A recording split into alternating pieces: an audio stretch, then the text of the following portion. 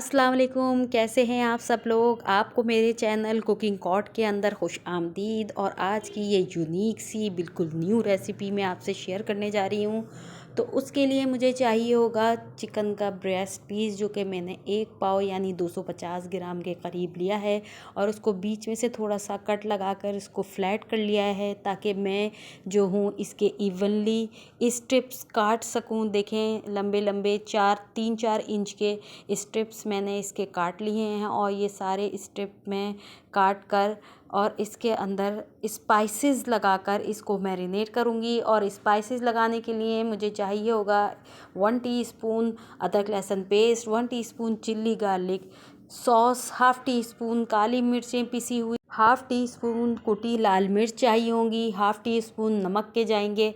और 1 टीस्पून के करीब हम इसके अंदर शामिल करेंगे सिरके के। तो अच्छी तरह हम इसको मिक्स कर लेंगे। और मिक्स करने के बाद हम इसके अंदर शामिल करेंगे रेड फूड कलर, जो कि बिरयानी वगैरह में यूज़ होता है।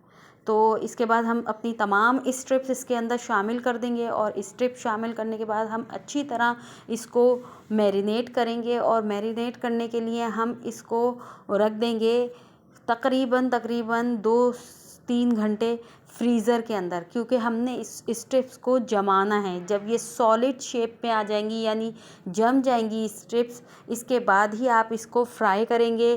तो ये आप लोगों के लिए एक एडवांटेज है इस रेसिपी का, कि इस रेसिपी को आप मैरिनेट करके फ्रीज़ कर सकती हैं इसके पॉइंट पर।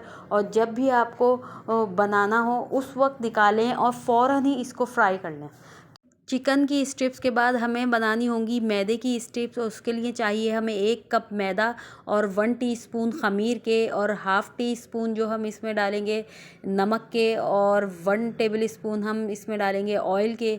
इसके बाद इसको अच्छी तरह से मिक्स करेंगे। और मिक्स करने के बाद हम इसके अंदर शामिल करेंगे अपना नीम गर्म सा दूध, जो कि 2 से 3 टेबल स्पून के करीब है।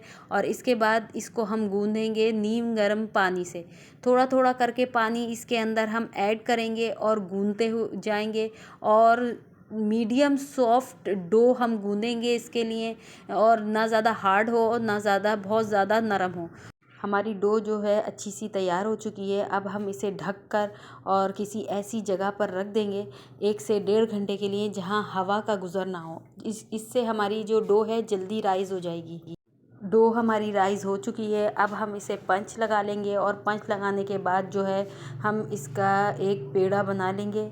बेसिकली हमें चाहिए यहाँ पर एक पतली सी रोटी, जैसे हम घर में आम तौर पर रोटी बनाते हैं उतनी रोटी चाहिए होगी। और उसी हिसाब से हम पेड़ा भी बनाएंगे। और सरफेस के ऊपर हम थोड़ा सा मैदे को डस्ट कर लेंगे, ताकि हमारा आटा जो है सरफेस पर चिपके ना। और इसके बाद हम इतना अपने हिसाब से इतना आटा ले लेंगे कि हमारी एक पतली सी रोटी बन जाए। तो आप ये देखें कि इस रेसिपी को बनाना बहुत ही इजी है, और ये इंतहाई मज़ेदार और बहुत ही ज़्यादा जायकेदार बनती है। आप प्लीज़ इसको ट्राई करके ज़रूर देखिएगा।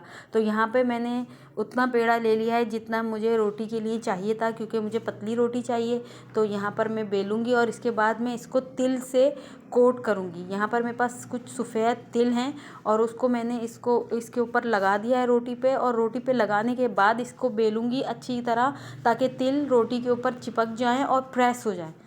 तो देखिए, नाइफ़ की मदद से मैं अपनी रोटी के लंबे लंबे स्ट्रिप्स कट कर लूँगी। और स्ट्रिप कट करने के बाद मैं इनको उठाकर एक प्लेट के अंदर रख दूँगी।